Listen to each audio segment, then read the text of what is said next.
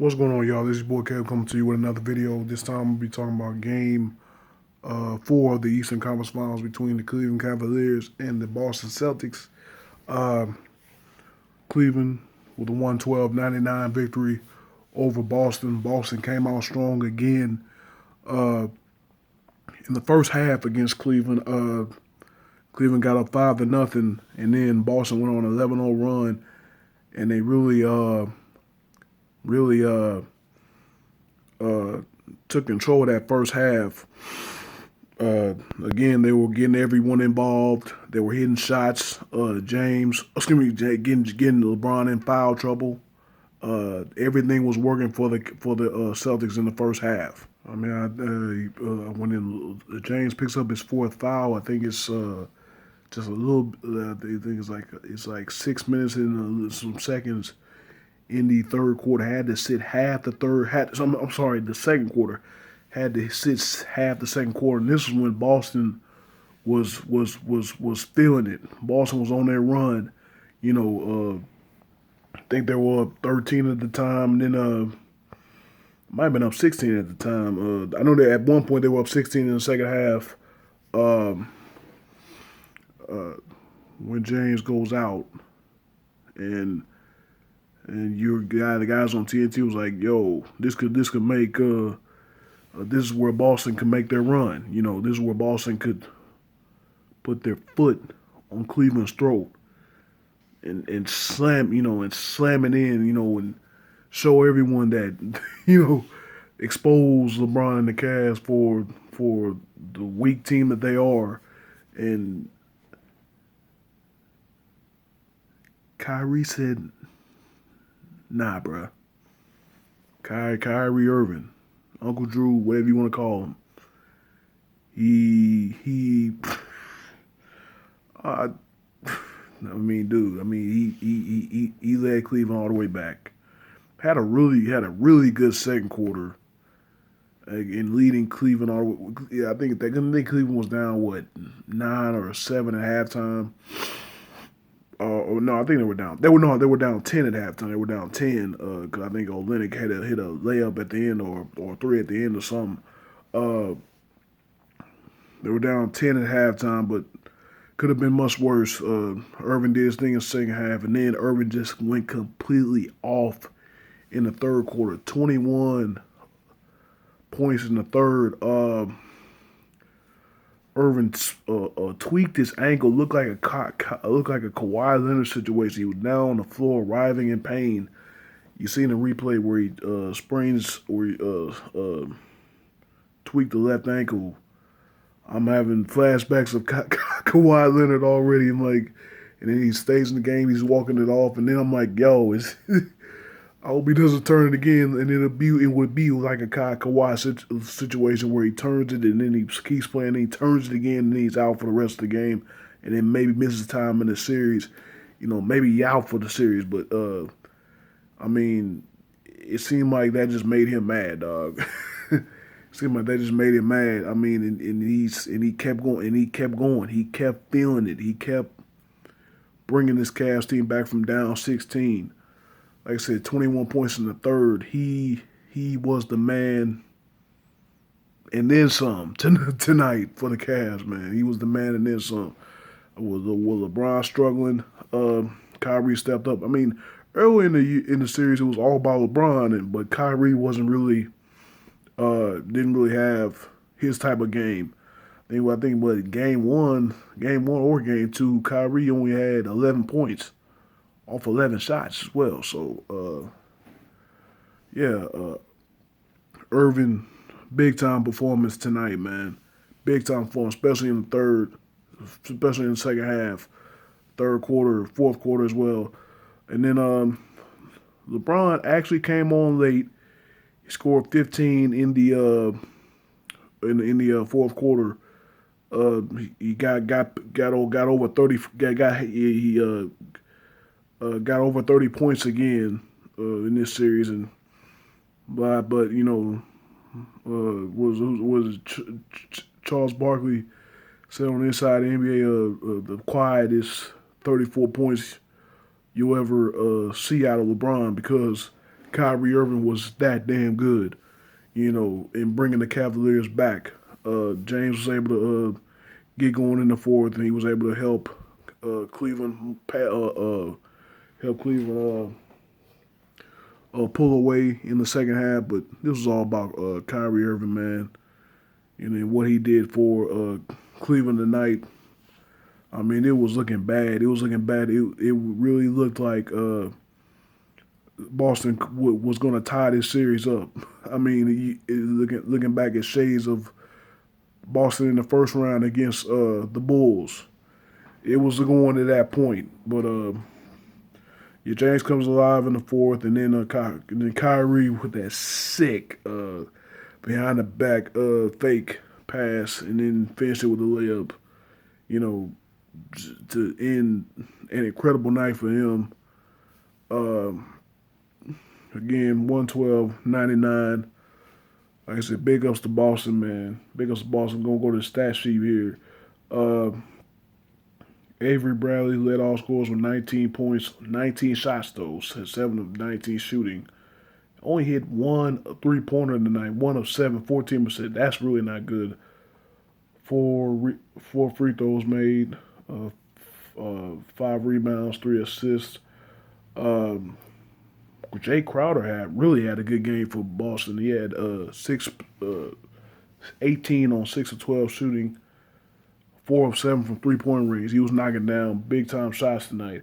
8 rebounds, 4 assists. A good stat line for him. Al Horford with 16, 7 of 11 shooting. Another efficient night for him. Only 3 rebounds though, but he had 7 assists. But still, those 3 rebounds for your center. I don't dig that. Kelly Olynyk got the start tonight for the injured Amir Johnson. 15 points off 50% shooting, 5 rebounds, 3 assists. He had a really good game though. To be honest, he had 2 blocks as well. One steal. He had a pretty good effect on the game as a starter for the Celtics tonight. See if Johnson's going to be able to go in Game 5. See what Brad Stevens does here. I think you keep Olynyk in the starting lineup because he's giving you that production off the bench. Marcus Smart, who was the star of Game 3 for the Celtics, did not show up tonight. 8 points, 1 of 9 shooting. He had 27 in the Game 3 victory. 6 assists, 3 turnovers. But yeah, simply not the effect that he had on Game 3. Again, this team missing Isaiah Thomas, but I mean, this team is really. It's foolish all the stuff that they're saying about how they should trade away Isaiah Thomas or let go Isaiah Thomas. The dude was an MVP candidate for a reason. Like, come on, but it's crazy to look at this team and see how much better they really are. Without Thomas on the floor, you see that ball is moving. So many times Boston had wide open 3-point shots because Cleveland's defense was, they were just going all over the place. Cleveland was getting Cleveland. How James and Irving find open shooters on drives and kicks and stuff. Boston was doing that same thing. The ball was moving everywhere. You got 4 guys in double figures in the starting lineup. Then you had 2 guys with 9 off the bench. Jaylen Brown, 3 of 5 shooting, and then Jonas Jerebko again. 9 points. He had 10 in the Game 3 victory. He was 2 of 4 shooting, hit 4 free throws, and then he had 5 rebounds. Getting that production from the guys off the bench is key for Boston as well. Boston played a really good game, but it was just all about Kyrie tonight for the Cavs. It was all about Kyrie tonight. Career playoff high. 42 points, 15 of 22 shooting. Very efficient shooting for that many points. Beautiful. 4 of 7 from 3-point range. Hit 8 of 9 free throws. 3 rebounds, 4 assists. And then I told you about James. He had a good fourth. We had a good fourth quarter, but once again, the quietest 34 points from James that you ever see out of James' career. He had to take 27 shots. He couldn't hit anything, to be honest, in that first half. Well, he could, but I'm sorry, the jump shots. Jump shots are my thing with LeBron. I don't like LeBron taking jump shots. When he hits them, it's great, but when he hits maybe one or two or three in a row. I mean, James just consistently just goes back to shooting a three, shooting a jumper, mid range up. He just goes back to it, goes back to it, goes back to it, goes back to it, and I just feel that's just not his game. LeBron's game is attacking the rim. When you attack the rim, it's like in game one when he attacked the rim, and then in game two they sagged off of him more, and he was able to hit the jumpers. I mean, I'm just saying, let the driving open up those shots. I mean, LeBron sometimes he just settles too much for the jump shot instead of attacking, especially when you got a guy like Olynyk or Horford on him. You got to attack that guy every day, get past him, and get to the bucket. Obviously, the double team is going to come, but that's where LeBron's beautiful passing comes into play because there's a double team, and then somebody from the Celtics is left in a pickle guarding two guys, and LeBron, like I said, one of the best passers in the game, especially for his position. Is able to find that open shooter, or Corver, Smith, Irving, Love, whoever, Shumpert, he's going to find you. And more times than not, that shooter's going to knock it down. Speaking of shooters, how about Kevin Love, man? Love has been tremendous shooting wise in this series, man. 17.6 of 13 shooting, 3 of 5 from 3-point range. I'm scared, man. I'm scared that he won't have anything left if Cleveland gets another win against the NBA Finals. I'm afraid he won't have anything left for the finals if they get there. I mean, he's shooting so well. And then 17 rebounds, man. 17 rebounds, 15 on the defensive end, mostly most of those just falling, off of Boston shots. But he had some of those where he was fighting, for rebounds against one or two guys in the post for Boston. You already have Tristan Thompson. The load that he is on the offensive glass. If you have Love rebounding like that,